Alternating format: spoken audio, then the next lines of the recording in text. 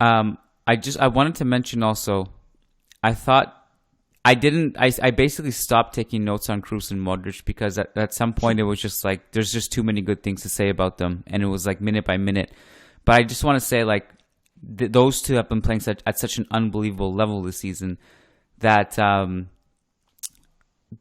mean, Real, we should be really thankful that they're playing at this kind of level. Modric is dictating things like he did in 2017.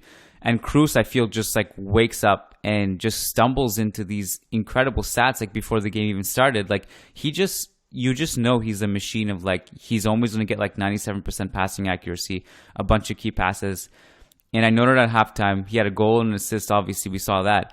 He also had, as usual, tremendous passing accuracy and 7 of 8 long balls completed. By the end of it, 12 of 13. Casemiro was another one, by the way, 13 of 15 long balls completed. You don't see that too often from him, but he also wasn't pressured. But he also had a really great game, so I'm not going to take anything away from him. Kroos also had 107 passes, far and away the most. The second most of anyone on the team was Casemiro at 69 passes. That's a massive 40 pass gap between the two. And it was an all-around just incredible performance. And I think it's like a lot of it with him, Euan, is just instinctual. Like the ball gets to him and he just looks up and he knows where to switch it to. He does it quickly. The defense can't set. He had a few of them to Modric, but also out wide to both Vinicius and Asensio.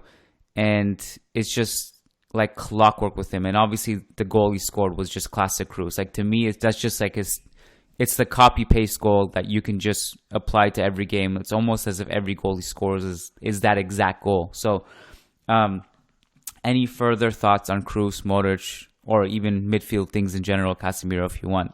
What did you think of Real Madrid's midfield? No, they were just really good. This is one of probably their best performances as a collective of the season.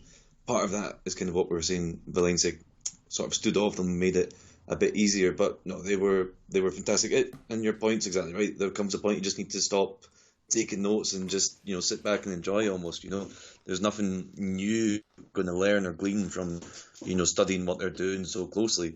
We've seen it for 5, 6, 7 years now. So and that's the other thing too. It's that familiarity. Yeah, Kroos sometimes doesn't even really have to look because he knows where Modric, Casemiro are going to be, and even more and more, he knows where Vinicius and Asensio are going to be because he's playing, every single game is another one with them, getting to know them, especially Vinicius, who's, I think, a player who, when he arrived, obviously had all this talent, but he's a kind of unique player that maybe takes a while to figure out exactly what his runs are like, what his thinking is, what his next pass is going to be, because he is quite a different player in that sense. Kroos has now been playing with him for a couple of years. He knows where Vinicius is probably going to be.